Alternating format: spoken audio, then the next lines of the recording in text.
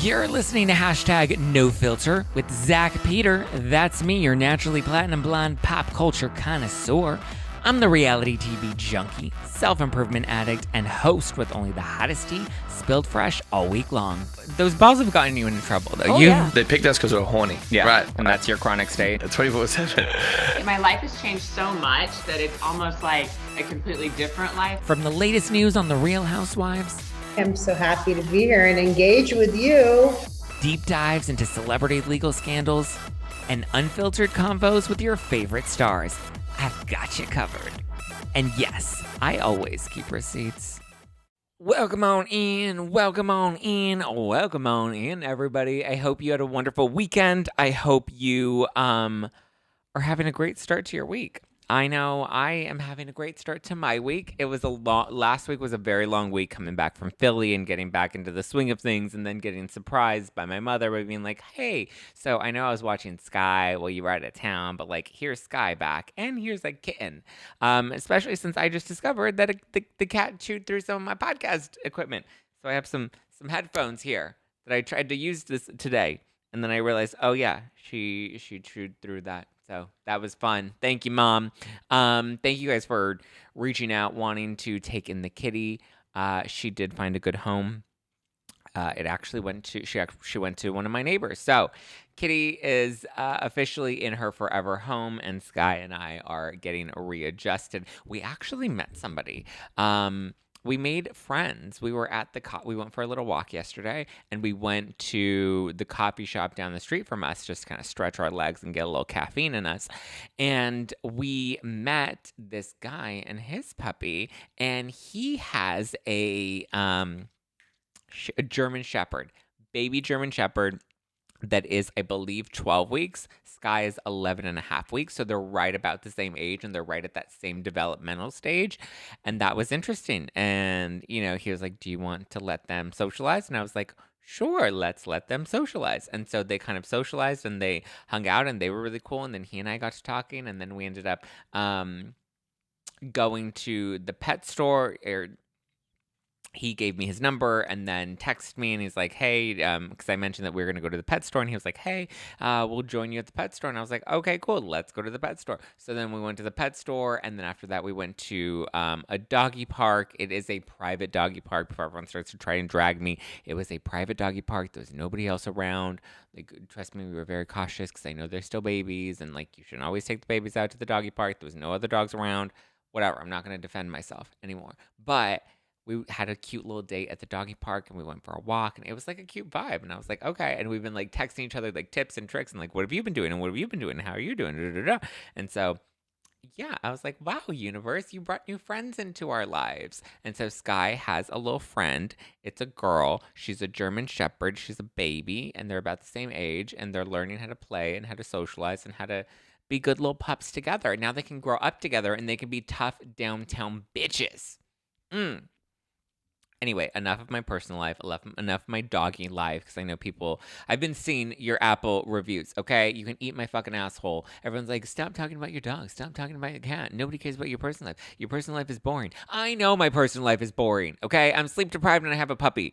Give me a break. Cut me some slack, you guys. I just got back from Philly. I have to go to Chicago this month because there's an event that I'm doing in downtown Chicago, and then I agreed to do a charity event the week after. So literally back to back, I was booked to do an event in Chicago. Actually, I'm not allowed to say what it is just yet, but hopefully by the end of this week, I'll be able to announce it.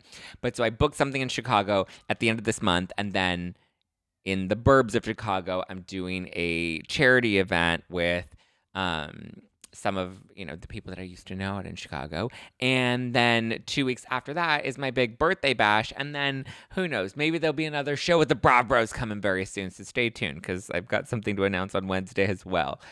Yeah, it's been a minute. Just give me a little bit of grace. Okay. I promise we'll get back into the regular swing of things. But yes, if you haven't gotten your tickets yet, come on out to the Bourbon Room in Hollywood, June 15th for my big Dirty 30 birthday bash. It is a no-filter night out with Lala Kent and lots of other special guests. A lot of your favorite Bravo Lebs may be in the room. We have a killer guest list, so you're going to want to get your tickets right now. Go to nofilterlive.com, get your tickets, save your spot, and let's get it, baby. June 15th at the Bourbon Room. Get your spot now because it's selling out very quick. The VIP packages have already sold out. We do still have some ultra VIP packages still available. Those come with the brunch the next morning, so you get the full VIP experience for Thursday night plus the Friday morning brunch, which is going to be fun. We're going to have Bloody Marys. We're going to have mimosas. We're going to have food that I'm helping to curate. It's going to be yummy. It's going to be great. Okay. We have Chef Frankie G, who's going to be curating the menu for us. And yeah, it's going to be a good time. It's coming out June 15th. Get your tickets now, though. Nofilterlive.com. Okay. Let's get into it because today we got hit with like crazy news. All right. And now I don't even know if I believe in love anymore because we just had some major divorce news. And that is that Kim Zolciak, formerly or recently Kim Zolciak Biermann, has now filed for divorce from Kroy Biermann after 11 years together, nearly 12 years together. That's like a very long time. We saw her go through Big Papa. We saw her find Kroy. We saw her marry Kroy. We had Don't Be Tardy for the Party because the party, like we didn't want to be tardy, but now it's like Don't Be Tardy for the divorce party because now she's leaving Kroy. And I never, listen, TMZ revealed it. The divorce filing, they got the paper.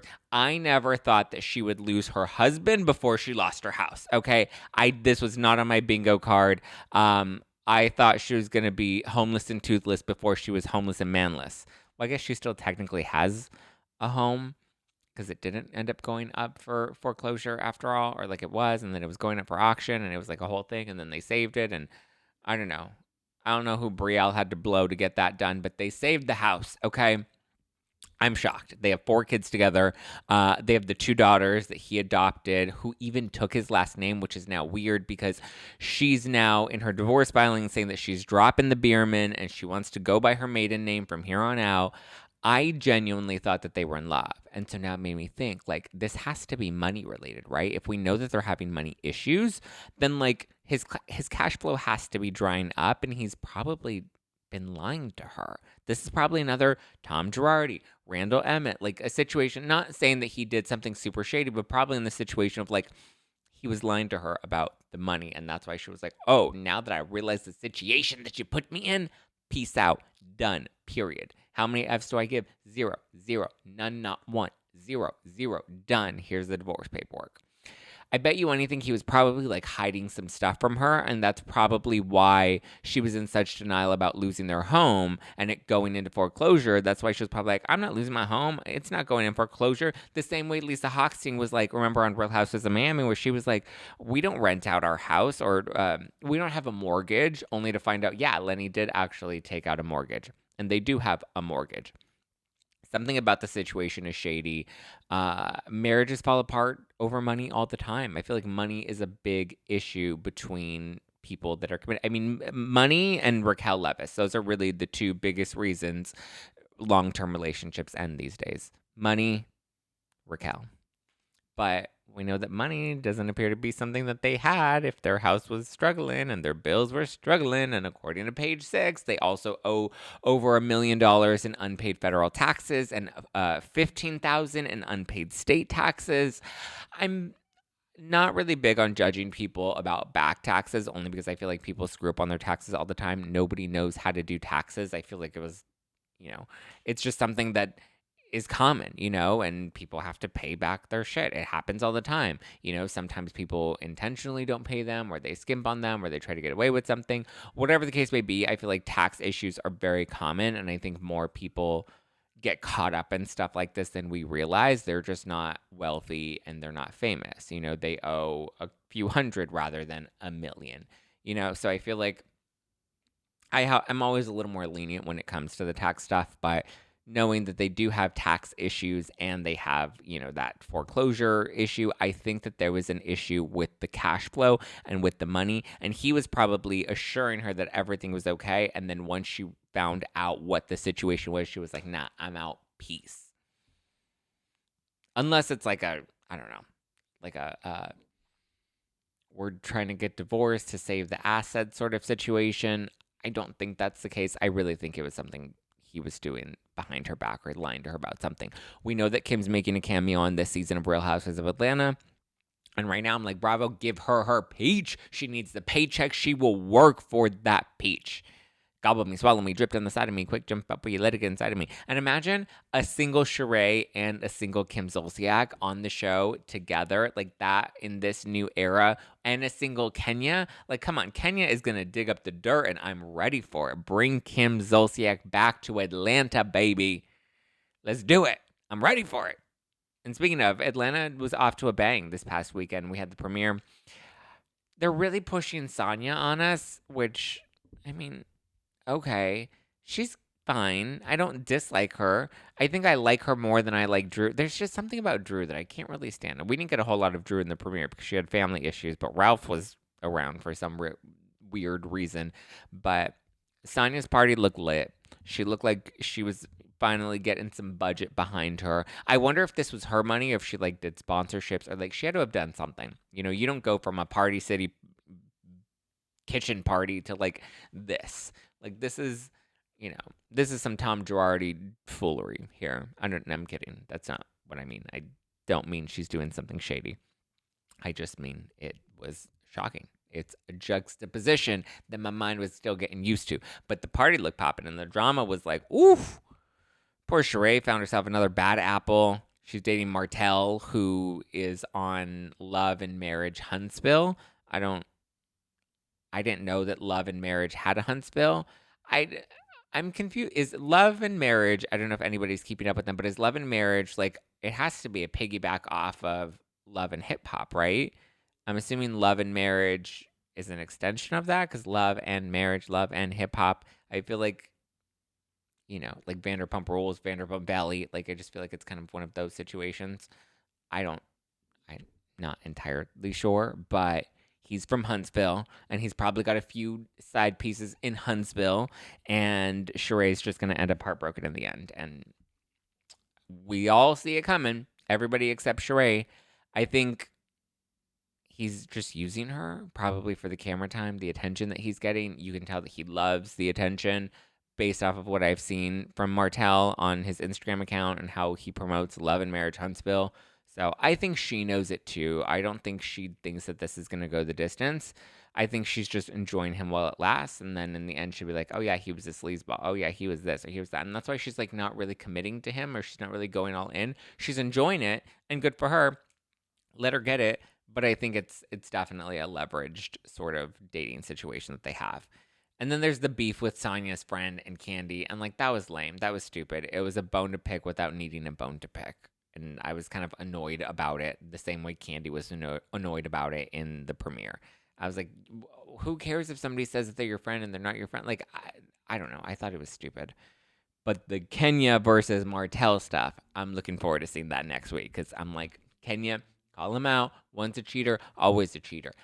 I don't believe that that's always the case, but I think that that may be the case in this situation. And even though I don't think Kenya is doing this to help Sheree, I think she's definitely doing this to help the show. And I ain't mad at it. That's what Kenya does best. Kenya makes good TV, and she's going to expose you.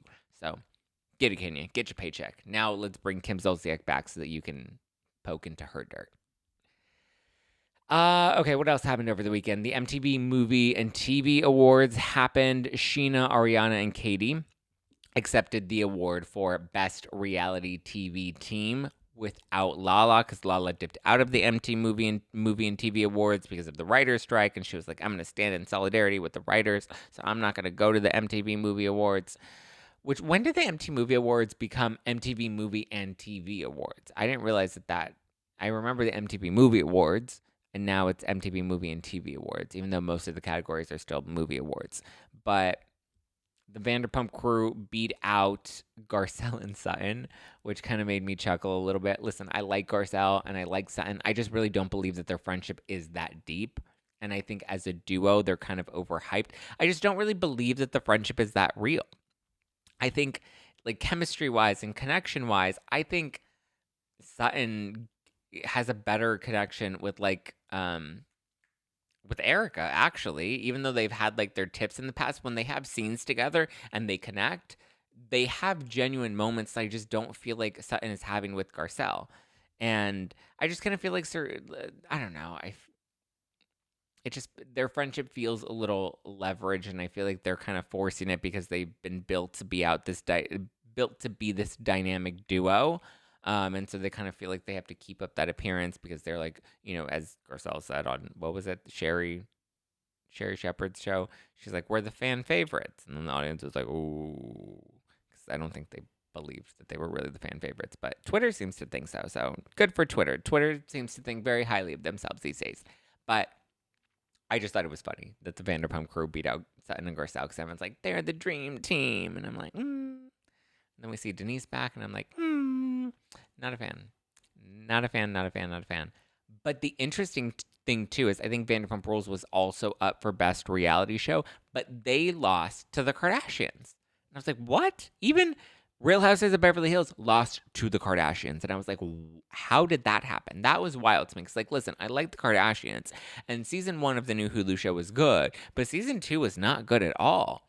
I'm hoping that season 3 is going to be better now that they have, this Courtney versus Kim beef, and it seems like there's going to be a lot more on the show this season 3, which comes, I believe, later this month. Oh yeah, we're already in May. So season 3 is coming back in a couple weeks. I will be back on the Ring of Reality TV podcast with Amelia, and we will be recapping the Kardashians every week. But I mean, I just did not expect them. I mean, maybe because we want the Kardashians at the event, so we have to guarantee their attendance by giving them the win. But I don't think that they are a better reality show than Real Housewives or Vanderpump Rules. I just don't. I thought it was weird. But while we're on the topic of Vanderpump Rules, Lisa Vanderpump is getting called out and dragged in the media. So last week, Lisa Vanderpump announced that she would be closing her doors on Pump, which is the restaurant that she opened up about 10 years ago. We saw her opening up the restaurant on Real Housewives of Beverly Hills. She's now officially closing her doors on July 5th. And Pump will no longer be in West Hollywood. She did also announce that she's opening up 2 new restaurants at Caesar's Palace in Las Vegas. She claimed that this was all over lease negotiations and how the landlord wasn't willing to work with them. And I guess the word on the curb is that they were trying to raise the rent. Well, the landlord is now clapping back and basically calling her out, saying, liar, liar, Vanderpump on fire. So the landlord told E.T., actually, I'll just read you their statement. The landlord said to E.T., Lisa's comments regarding the rent for Pump are not accurate. We did not raise the rent and, in fact, have been nothing but supportive as they try to catch up on lease obligations, including forgiving some rent during the pandemic. And I was like, oop. We did not come to play, did we? We came, if you're going to take a shot at this V, then you better, at LVP, then you better not miss. And it's interesting. Listen, I get it. Businesses and people in general struggled in 2020 and in 2021, even going into 2022. It was a rough couple of years. We're finally, back on the mend and trying to recover. But a lot of people did not recover. A lot of people really struggled. So I get if the restaurant industry took out Pump and really kind of buried them, But so they're clearly saying that this wasn't about the rent being raised. I don't know if I fully believe that. I don't know who I fully believe, to be honest with you, because I would think after a 10-year lease, trying to get someone to sign again, you're going to probably try to raise the rent. I would think after 10 years, rent is going to go up. Inflation goes up. Inflation pushes the cost of things up. They have to make up their money if they lost their money somewhere. I mean, listen, rent for people, just living, not commercial rent, but personal home or apartments that people are renting or houses that people are renting, that rent is going up because they're trying to make up for what they lost, especially being in such a prime real estate spot. I would imagine they can raise the rent. So I would think that it did go up maybe a little bit, maybe not much, because it sounds like they were trying to still work with her. And I think they wanted to raise it a bit, and she probably wanted her past due balance forgiven. I don't know what the negotiations were that fell through. I'm pretty sure she wanted her balance forgiven. And she was like, listen, we'll sign again, but you forgive everything that we're missing, and we'll start clean slate moving forward. It doesn't seem like that worked out for her. But, I mean, here's the thing. They're not going to want to lose her. They don't want her to walk because at the end of the day, they need someone to occupy that space. And having to sell it and find someone new to buy it and put in a profitable business, that takes time.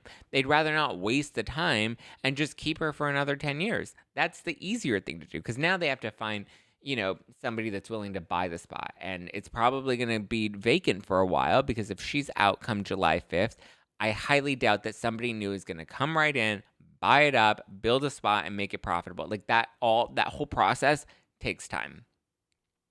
And as that process is unfolding, people are like, they're going to be losing money because nobody's going to be renting out that space. Especially if LVP is still there until the end of July, or the end of June, because she closes on July 6th, right? The weekend.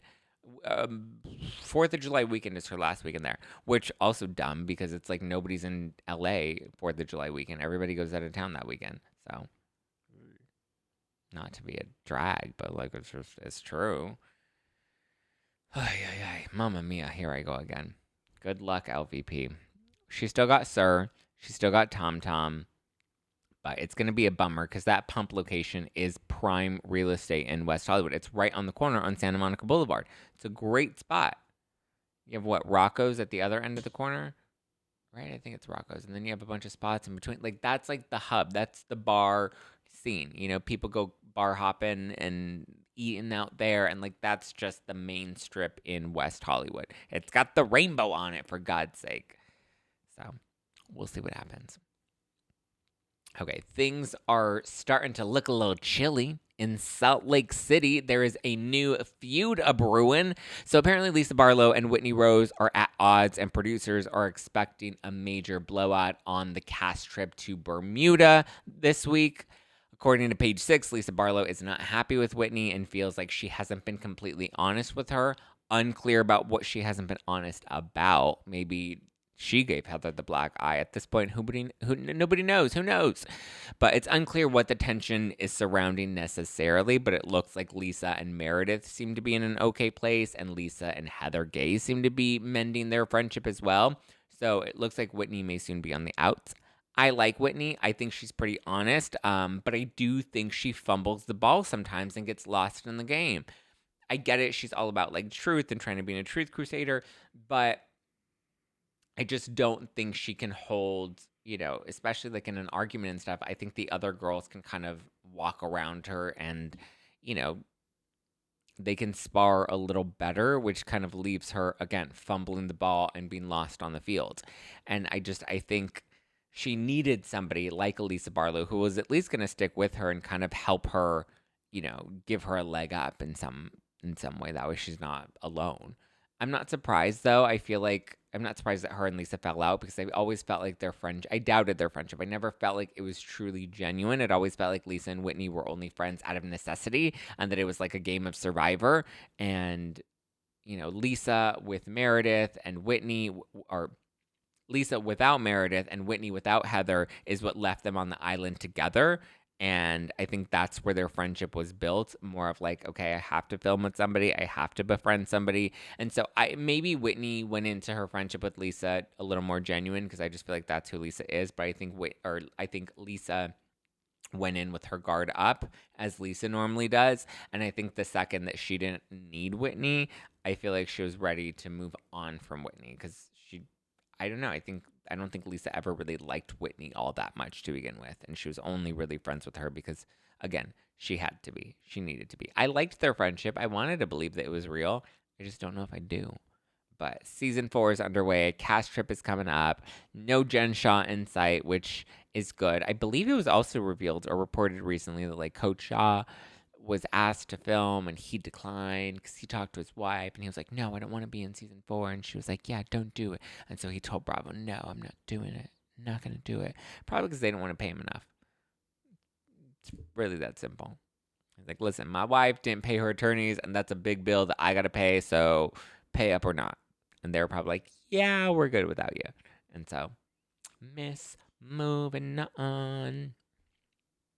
But yeah. That's the tea that I got for you. What else? Oh, Sandoval announced that he's sober. He's, 4 months sober, which, great. Good for him. Happy to see that he's sober.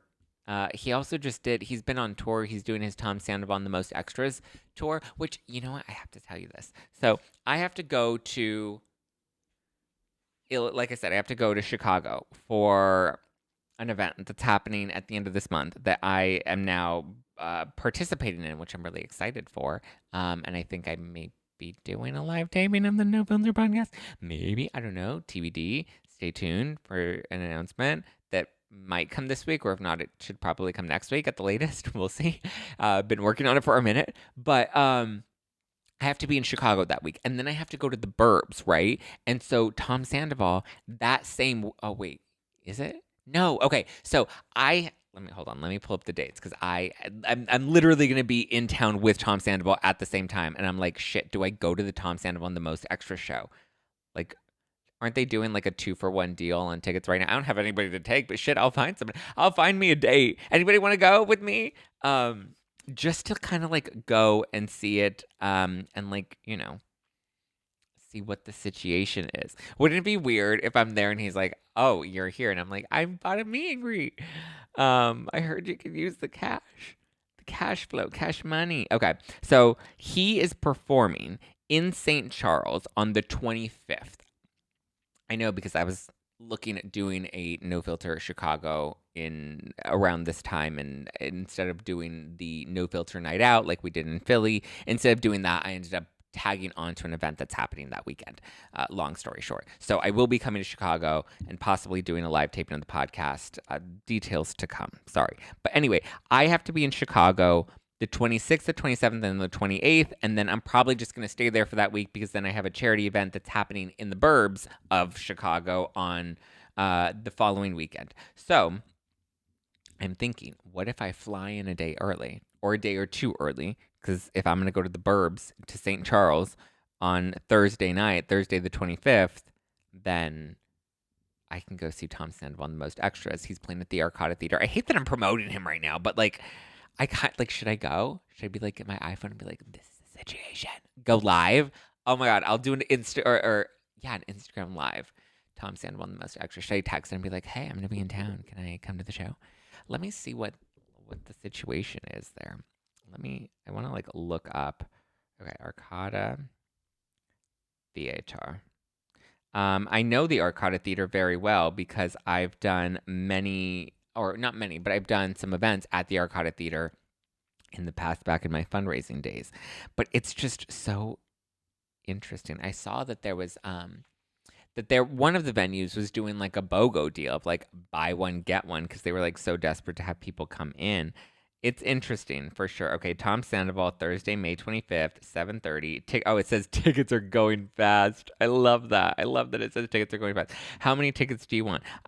Maybe 2. I'm going to put 2. Inventory is limited. Secure your tickets before they're sold by ordering now. Okay, view tickets. What do we have? Checking availability. 17%, 24%, 32%. When tickets sell, they are gone. Oh, okay. I didn't realize they were not gone. Okay. Inventory is limited. Act fast. I get it. What's the deal? Shut up. Tickets are $100. You've got to be fucking shitting me. I am not paying $100 per ticket to go see Tom Sandoval. You'll be seated together with 2 tickets in row L or row G. 309 people ordered their tickets in the last 45 minutes.